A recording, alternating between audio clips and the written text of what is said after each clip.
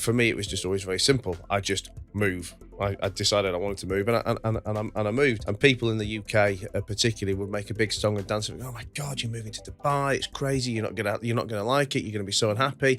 And what you're gonna do if you don't like it? To which my answer was, well, it was very easy to move, and it'll be very easy to move back. It's Right. it's a plane ticket and a couple of suitcases out. It's a plane ticket and a couple of suitcases back. Yeah.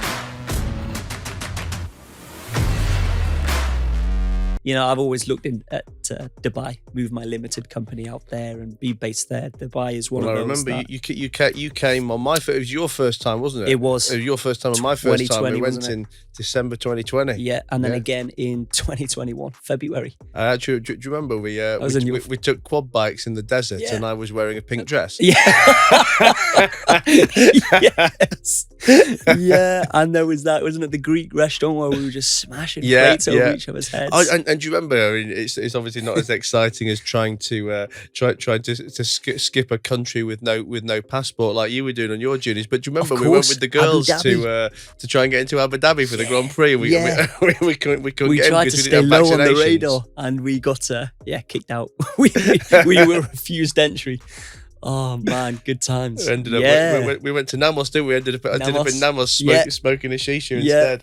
Sulking away. We were remember. so close. Oh man, yeah, good times, good fucking times. And then again in 2021, wasn't it? So yeah, I think that's a place where I want to base myself in the future. I want a place out there, because you're right. As much as now I'm loving it, because I've only moved to London about 2 months ago. And I'm loving London and what it has to offer, but it's been great weather. And so I could be blinded to the fact that this is marvelous weather, whereas in the winter, that's all going to change and I'm not going to see the sun. It's going to be clouds. It's going to be like 7 hours daylight. But again, I have to stay dogged. I'm not there yet. I'm still in the grind, if you like. So I'm just appreciating everything right now, taking it by stride and just trying to progress. Do you miss any aspects of Wales? Not yet. But I think I will, because it's only 2 months and I find myself, I'm really busy here. And so every day there's something that needs to be done, and I'm meeting people, holding meetings or doing podcasts. Whereas in Wales, I just felt out of it.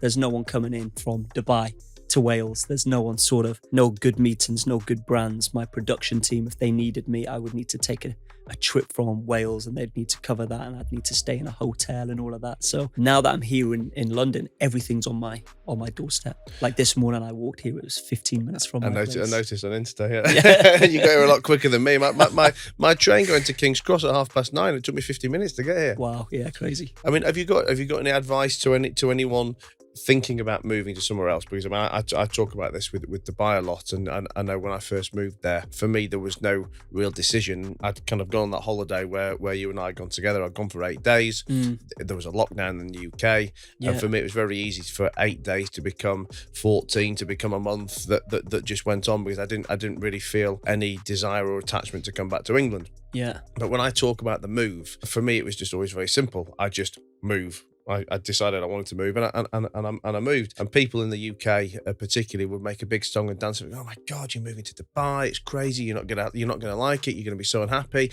And what you're gonna do if you don't like it? To which my answer was, well, it was very easy to move, and it'll be very easy to move back. It's it's a plane ticket and a couple of suitcases out, a plane ticket and a couple of suitcases back. Yeah. I think, but people underestimate.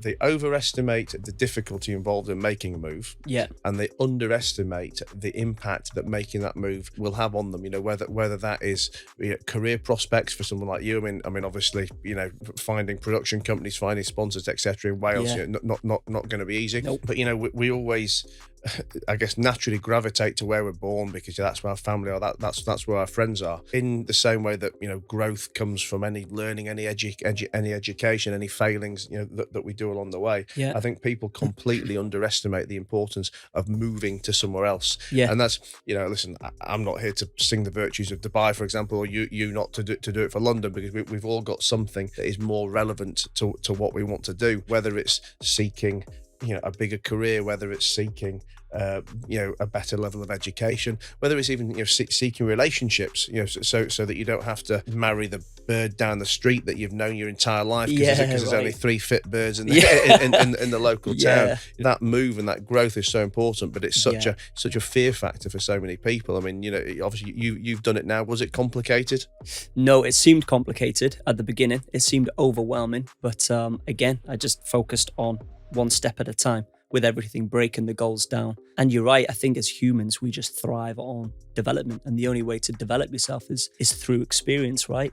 And it's one of those with moving and with getting out there, it's stuff like that. I almost say it can't be explained, it has to be experienced, because you could sit there all day long and explain the benefits of just trying something. But if they don't get it, they're never gonna do it. And that's what I saw. I kind of looked at the pros and cons to doing the adventure, to going off traveling, and all of my friends were kind of like, yeah, but what are you going to do once you've ticked off the bucket list for the world's highest bungee or trekking the Great Wall? At the end of the day, you're going to return home.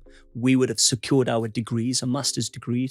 We would have moved on with our careers, found a job that's paying well, and you'll still be traveling, ticking off bucket list after bucket list. And I knew that wasn't the vision. I knew that I was going out to travel in order to learn more and experience more, which would then open up new opportunities and options to life, because I knew my careers advisor was wrong when she listed 8 different occupations that you could potentially do. I knew there were hundreds of thousands out there. It's just I wasn't seeing them where I was currently based. So sometimes you just got to get out of that box, haven't you? Absolutely. And you're right, if it's a big move, you can always move back. You can always move back. If it doesn't work out, at least now you would have experienced it. You would have figured it out. Me coming to London, it's been one of those whereby I kind of think I should have moved sooner.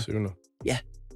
And I think as well, I always find that people use money or finances as an excuse, and they say, oh, it's very, very easy for you to move to Dubai because you've got a business or you've got the money to do it. I mean, my circle of friends over there is everything from yes, very wealthy people, but massage therapists, personal trainers, PAs, sales. I mean, any what would be considered a normal job in the UK. Not people with big money, with big earnings. With big and savings. Married, got kids, moved their family sometimes, right? Absolutely. Okay, it's an economy plane ticket, not a first class plane ticket, or it's one suitcase and a cheap flat, not 10 suitcases and an expensive flat. Right.